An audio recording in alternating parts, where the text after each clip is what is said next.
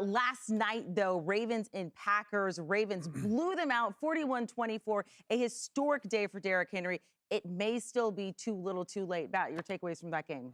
Derrick Henry. Wow. I mean, he is the takeaway from that game, and it's almost like, where have you been? Where, you know, why haven't we been doing that?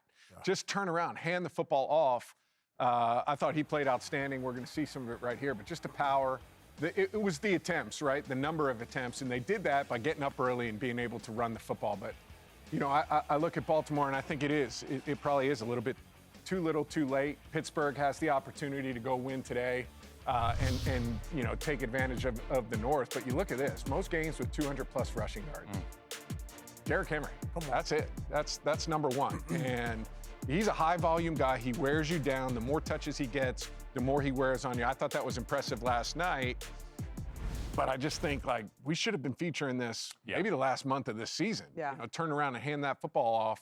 Even with Lamar Jackson out, right? When he was in, we should have been doing the same thing. And I think every single one of those clips that we were just looking at, it's Derrick Henry running behind Pat Ricard, fullback Pat Ricard, number 42. He is over 300. I weigh 300 pounds. Pat Ricard weighs 300 pounds. Fullback. When I was in the league, he played 3 technique. I used to have to block Pat Ricard. Now he's lead blocking for Derrick Henry. It's been a staple in this offense. When those two are in tandem, in unison, there's not much a linebacker and a defensive front can do. I think one of the things to take away from that game, though, too, is both quarterbacks played pretty well. Oh, yeah. Both backup quarterbacks. Made some money.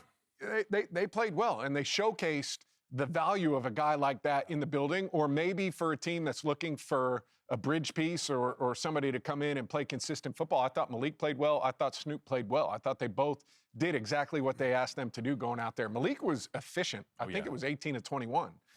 Very efficient in that game. So I thought both backups played well. Packers now locked into, the 7th seed with that.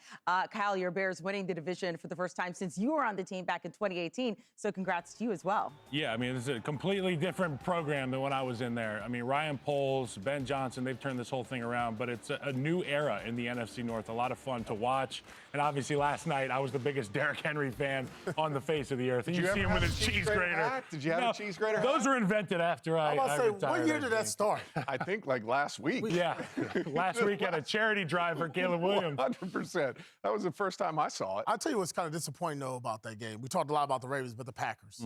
We were there week 1, and we watched this team just kind of battle throughout the season. And I think we talked about this about other teams, just injuries. Yeah. It's kind of caught up to them. And it's a shame because it's a talented team, and you didn't have Jordan Love last night. Don't have no Michael Parsons. So you put all these pieces together, and you said, man, this might be a wasted season for us. And now you got a team like the Bears that's up and coming. And the window's always closed, Matt, you know what I mean, for certain teams. And I thought this would be the year for the Packers, and I don't think it is. Well, we still have football to play. Yeah, There's still a lot of football to play at this point. But regular season, but we're starting to see how some of these pieces might shake out. And there's a lot of moving parts when it comes to seeding. But very possible we've got a rematch of the Bears and the Packers in the wild card round. And to me, that could be very interesting to see, because as much as we're down on the Packers, they had the Bears on the ropes in that win where everybody was celebrating. Twice. Yes, exactly, with the cheese graters on the head. So, I mean, we'll see. We'll see how it shakes out. Matt LaFleur, he's been pretty good. Come playoff time, he's getting his team there, making runs and getting into it. We'll see when Jordan Love can come back. Might they look a little bit different with what they do? Bears right now, the 2 seed. They do still have an opportunity to be the 1 seed. 4 teams do in each conference, which is just insane.